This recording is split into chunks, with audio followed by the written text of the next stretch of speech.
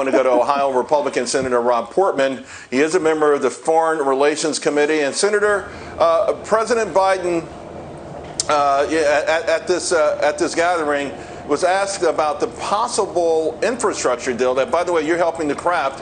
Here's what he had to say about that. I honestly haven't seen it. I don't know what the details are. I know that my chief of staff thinks there's some room, that there may be a means by which to get this done. And I know that Schumer and Nancy have moved forward on a reconciliation provision as well. So I'm still hoping we can put together the two bookends here. All right, Senator, you're one of the 10 senators taking part in this. It's bipartisan, 5 Republicans, 5 Democrats. What do you think? Are you hopeful from what you just heard? Well, I think that was pretty good. He didn't say no, but he also didn't say yes. Right. And look, I think it makes so much sense, Charles, to do this in a bipartisan way without taxes, because his own proposal, as you know, is a huge new package, $2.65 trillion, with $2 trillion of new taxes, particularly taxes on American businesses and American workers, which makes no sense coming out of this pandemic. As you well know from your work on the economic side, you know, the 2014 or the 2017 tax bill actually worked well to bring jobs and investment back to America and increased wages. So my hope is that he will be willing to work with us on a different kind of package that doesn't have taxes, but does deal with these core infrastructure challenges we have as a country. It feels like watching this and the back and forth that certainly the White House has come down a lot, that they're willing to give up on some of these things that everyone knows in that infrastructure. But the sticking point seems to be fresh money and, you know, not going into that reserve, but the fresh money, which, of course, they would have to find a way to pay for. That takes us back to higher taxes. When you were negotiating this with your Democratic colleagues, those 5 Democratic colleagues, did that seem to it must have really resonated with them to some point, right? Well, the 5 Democrats we worked with, including Joe Manchin and Kyrsten Sinema, were not interested in new taxes for infrastructure. They just didn't believe that was the right way to go in this case. So that was helpful. But the Republicans, you know, drew a red line and said, 1, it has to be about core infrastructure, and 2, it has to be without raising taxes. And we can do that. That's the good news. There are pay-fors that are appropriate.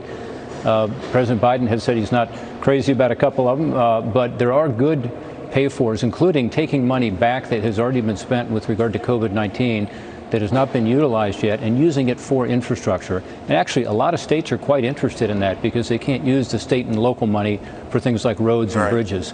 So that's an obvious place to go. And then there are other places, too, where we can find some resources for these long-term capital expenditures, say a bridge that's going to last for 50 years, by leveraging the federal government's ability to borrow at low interest rates, and revolving loan programs that you're familiar with are used all the time now. This could be an expansion of that for federal infrastructure projects. So I think there's an opportunity here to move ahead and to at least do this on a bipartisan basis.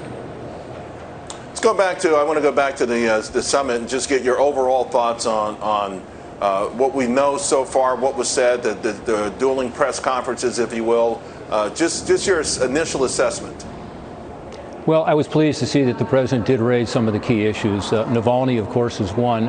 But with regard to Russia's interference in Eastern Europe, I'm so glad that Ukraine was part of the agenda. I wish also there'd been more discussion about Belarus and about Georgia. Maybe we'll find out more about that later.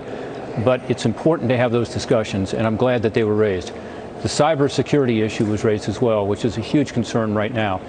My concern, Charles, goes to the actual actions that are taken by the United States versus that discussion or that rhetoric. And specifically with regard to Ukraine, Eastern Europe generally, I think the United States needs to stand tall.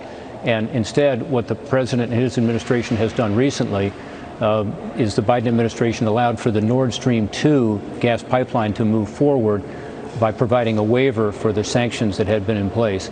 I think that's a big mistake. I know it's a terrible thing for Ukraine. I've spoken to President Zelensky in person about this in the last couple of weeks in Ukraine. We've also, of course, heard from other countries their concern about allowing this gas pipeline to circumvent Ukraine and to go directly to the Europeans. Also, it makes Europe far more dependent on Russian natural gas, and that's not a good thing either. So my hope is that it will not just be strong rhetoric, but actually strong actions. And same with regard to Ukraine, Georgia, and other countries who we ought to allow into NATO. They've turned to us, turned to the West, turned to democracy, and we ought to embrace them.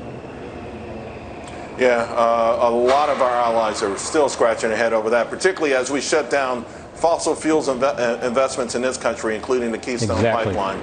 Senator Portman, thank you very much. Always appreciate it.